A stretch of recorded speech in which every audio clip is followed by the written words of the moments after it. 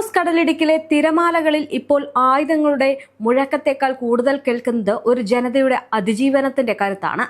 American സാമ്രാജ്യത്വത്തിന്റെ അഹങ്കാരത്തിന് Persian മണ്ണിൽ അന്ത്യകൂദാശ കുറിക്കപ്പെടാമെന്ന പ്രഖ്യാപനവുമായിട്ട് ഇറാന്റെ പരമോന്നത നേതാവ് മുജ്തബ ഖമേനി രംഗത്തെത്തുമ്പോൾ അത് ലോക ഭൂപടത്തിലെ വെറുമൊരു രാഷ്ട്രീയ പ്രസ്താവനയല്ല, മറിച്ചൊരു പുതിയ ലോകക്രമത്തിന്റെ പിറവി കൂടിയാണ്.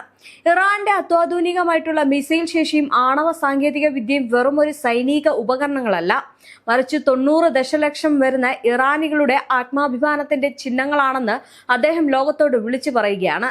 ഡൊണാൾഡ് ട്രംപ് എന്ന അമേരിക്കൻ പ്രസിഡന്റ് ഹോർമുസ് കടലിടുക്കിനെ ട്രംപ് കടലിടുക്ക് എന്ന് പുനർനാമകരണം ചെയ്യാനുള്ള വിഫല ശ്രമം നടക്കുമ്പോൾ ആയിരക്കണക്കിന് കിലോമീറ്ററുകൾക്കപ്പുറം നിന്ന് വിദേശികൾക്ക് ഇവിടെ എന്ത് സ്ഥാനമാണുള്ളത് എന്ന ഖമേനിയുടെ ചോദ്യം സാമ്രാജ്യത്വ ശക്തികളുടെ കരണത്തേറ്റ പ്രഹരമാണ്. പേർഷ്യൻ ഗൾഫിന്റെ ആഴങ്ങളിൽ അധിനിവേശകർക്ക് അവരുടെ ശവക്കുഴികൾ മാത്രമേ കണ്ടെത്താനാകൂ എന്ന കർക്കശമായിട്ടുള്ള നിലപാട് ഇറാന്റെ വിട്ടുവീഴ്ചയില്ലാത്ത പ്രതിരോധത്തിന്റെ അടയാളമാണ്. അമേരിക്കൻ ഉപരോധങ്ങൾ ഇറാന്റെ എണ്ണക്കപ്പലുകളെ കടലിൽ തളച്ചിടാൻ ശ്രമിക്കുമ്പോഴും അന്താരാഷ്ട്ര വിപണിയിൽ ബ്രാൻഡ് ക്രൂഡ് ഓയിലിന്റെ വില ബാരലിന് $126 കുതിച്ചുയരുന്നത് അമേരിക്കയുടെ തന്ത്രങ്ങൾ അവർക്ക് തന്നെ തിരിച്ചടിയാകുന്നതിന്റെ ഏറ്റവും വലിയ തെളിവാണ്. ഹോർമുസ് കടലിടുക്കിലൂടെയുള്ള ലോകത്തിന്റെ ഊർജ്ജ പ്രവാഹത്തെ തടയാൻ ആർക്കും കഴിയില്ല എന്ന് ഇറാൻ ഉറപ്പിച്ചു പറയുന്നു. അമേരിക്കൻ നാവികസേന ഹോർമുസിന് ചുറ്റും ഉപരോധം ഘടിപ്പിക്കുമ്പോൾ ഇറാന്റെ കൈവശമുള്ള നാനോ ടെക്നോളജിയും ബയോടെക്നോളജിയും ഉൾപ്പെടെയുള്ള ശാസ്ത്രീയ നേട്ടങ്ങൾ രാജ്യത്തിന്റെ പ്രതിരോധ കവചമായിട്ട് മാറുകയാണ്. അമേരിക്കയുടെ ഭീഷണിക്ക് മുന്നിൽ മുട്ടുമടക്കുന്ന ഒരു ജനതയല്ല തങ്ങളെന്ന് ഇറാൻ ഓരോ നിമിഷവും തെളിയിക്കുന്നു. യുഎസും ഇസ്രയേലും ചേർന്ന് പടച്ചുവിടുന്ന യുദ്ധഭീതിയെ മേഖലയിലെ ഗുണ്ടായിസം എന്ന് വിശേഷിപ്പിച്ചുകൊണ്ട് അമേരിക്കൻ പദ്ധതികൾ ലജ്ജാകരമായിട്ടുള്ള പരാജയം ഏറ്റുവാങ്ങി കഴിഞ്ഞുവെന്ന ഖമേനിയുടെ പ്രഖ്യാപനം ഇറാന്റെ തെരുവുകളിൽ പുതിയൊരു ആവേശമാണ് പകരുന്നത്. അമേരിക്കയുടെ ഉപരോധങ്ങളെ വെല്ലുവിളിച്ച് പാകിസ്ഥാൻ ഇറാനിലേക്ക് പുതിയ വ്യാപാര പാതകൾ തുറന്നതും ഇറാന്റെ യുറേനിയം ശേഖരത്തിനും അതുപോലെ തന്നെ റഷ്യൻ പ്രസിഡന്റ് വ്ളാഡിമിർ പുടിൻ സംരക്ഷണം പ്രഖ്യാപിച്ചതും പശ്ചിമേഷ്യൻ രാഷ്ട്രീയത്തിൽ വലിയ മാറ്റങ്ങൾ കുറിക്കുന്നുണ്ട്.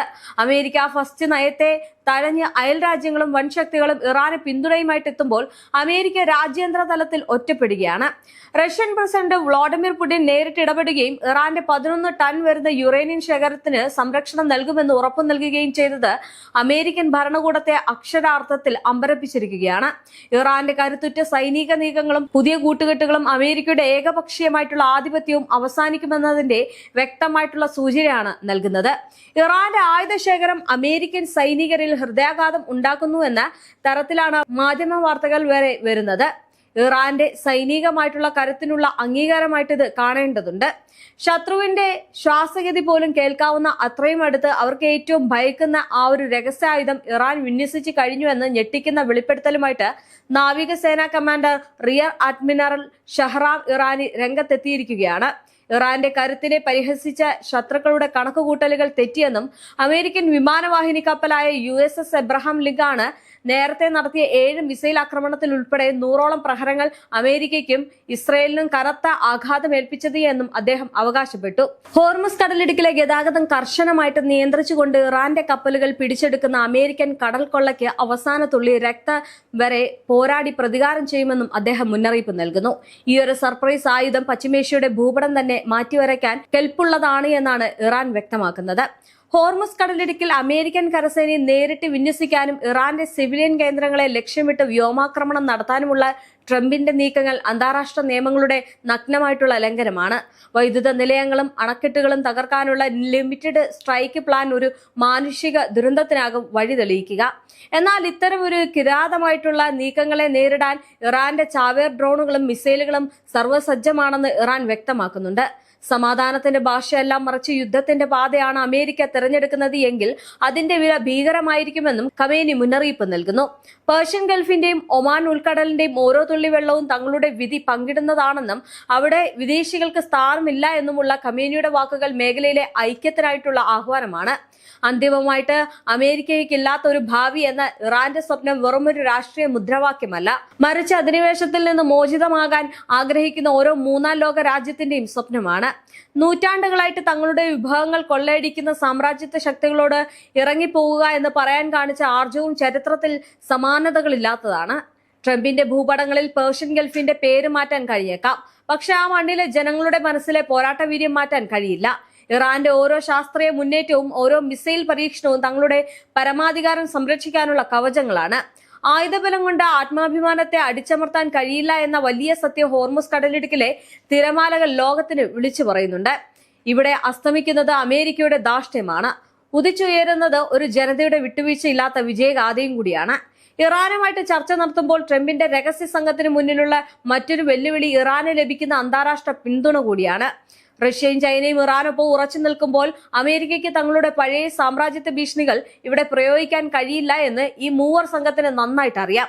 ഇറാന്റെ സമ്പദ് വ്യവസ്ഥ തകരുന്നു എന്ന് ട്രംപ് പുറം ലോകത്തോട് പറയുമ്പോഴും രഹസ്യ ചർച്ചകളിൽ ഇറാന്റെ സാമ്പത്തിക പ്രതിരോധ ശേഷിയെ ട്രംപിന്റെ സംഘം ഭയപ്പെടുന്നുണ്ട്. ഉപരോധങ്ങളെ അതിജീവിച്ച് ഇറാൻ നേടിയ സ്വയം പര്യാപ്തത അമേരിക്കയെ ഒത്തുതീർപ്പുകളിലേക്ക് ചിന്തിപ്പിക്കാൻ പ്രേരിപ്പിക്കുന്നുണ്ട്.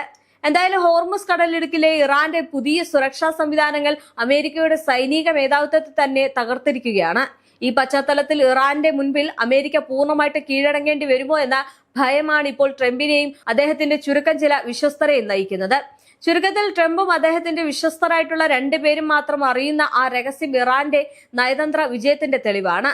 സ്വന്തം നിലപാടുകളിൽ ഉറച്ചു നിന്നുകൊണ്ട് തന്നെ ലോകശക്തിയായിട്ടുള്ള അമേരിക്ക തങ്ങൾക്ക് അനുകൂലമായിട്ടുള്ള രീതിയിൽ രഹസ്യമായിട്ട് ചർച്ച നടത്താൻ ഇറാന് സാധിച്ചിരുന്നു. യുദ്ധത്തിൽ പേരിലോ അല്ലെങ്കിൽ സൈനിക നടപടിയുടെ പേരിലോ അന്താരാഷ്ട്ര രാഷ്ട്രീയത്തിന്റെ നൂലാമാലയിൽ ഈ ഒരു സംഭവത്തെ വ്യത്യസ്ത രീതിയിൽ തന്നെ അവതരിപ്പിക്കാൻ കഴിയുമെന്ന് വീണ്ടും തെളിയിച്ചിരിക്കുകയാണ് ഡൊണാൾഡ് ട്രംപ്. അമേരിക്കയും ഇറാനും തമ്മിലുള്ള അടുത്ത കാലത്തെ സംഘർഷത്തെക്കുറിച്ചും അദ്ദേഹം എടുത്ത പുതിയ നിലപാട് വെറും വാക്കുകളുടെ മാറ്റമല്ല, അതൊരു വലിയ രാഷ്ട്രീയ നിയമപരമായിട്ടുള്ള തന്ത്രത്തിന്റെ ഭാഗമാണെന്നാണ് വിദഗ്ധർ വിലയിരുത്തുന്നത്. മെയ് 1 അവസാനിക്കുന്ന യുദ്ധാധികാര പ്രമേയത്തിന്റെ സമയപരിധി അടുത്തെത്തിയ സാഹചര്യത്തിലാണ് ട്രംപ് ഈ ഒരു നിർണായക പ്രസ്താവന നടത്തിയത്. അമേരിക്കൻ നിയമപ്രകാരം പ്രസിഡന്റിന് കോൺഗ്രസിന്റെ അനുമതിയില്ലാതെ സൈനിക നടപടി നീട്ടാൻ കഴിയുന്ന കാലാവധി പരിമിതിയാണ്.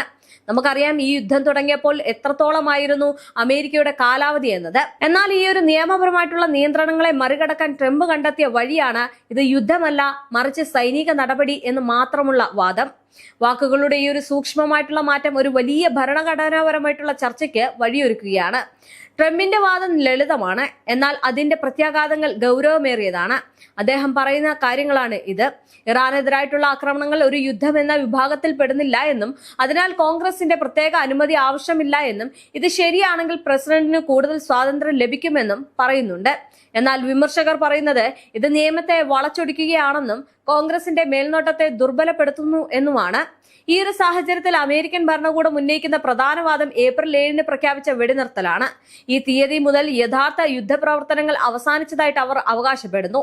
ഒരു മുതിർന്ന ഉദ്യോഗസ്ഥൻ പറഞ്ഞതുപോലെ ഫെബ്രുവരി 28 ആരംഭിച്ച ശത്രുതകൾ ഇതിനോടകം തന്നെ അവസാനിച്ചിരിക്കുകയാണ്. ഇതിലൂടെ നിലവിൽ നടക്കുന്ന കാര്യങ്ങൾ യുദ്ധത്തിന്റെ തുടർച്ചയല്ല മറിച്ച് ഒരു സമാധാനത്തിലേക്ക് നീങ്ങുന്ന ഘട്ടമാണെന്നാണ് അവർ സൂചിപ്പിക്കുന്നത്.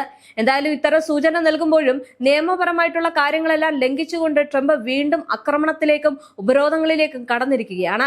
ഇത് വലിയ തിരിച്ചടിയായിട്ട് മാറാനുള്ള സാധ്യതയും ഏറെയാണ്. അതുകൊണ്ട് തന്നെ ഇറാന്റെ മുന്നിൽ വഴങ്ങില്ല എന്ന നിലപാടോടുകൂടി അമേരിക്ക നിൽക്കുമ്പോൾ അവിടെ ഏറ്റവും കൂടുതൽ ദുരിതം അനുഭവിക്കുന്നത് അവിടുത്തെ ജനതയാണ്. ഇനി മറ്റൊരു കാര്യം എന്ന് പറയുന്നത് നവംബറിൽ നടക്കാനിരിക്കുന്ന തെരഞ്ഞെടുപ്പിൽ ഇതുപോലെ തന്നെയാണ് തുടരുന്നത് എങ്കിൽ ട്രംപിന്റെ കസേര മിക്കവാറും തെറിക്കും.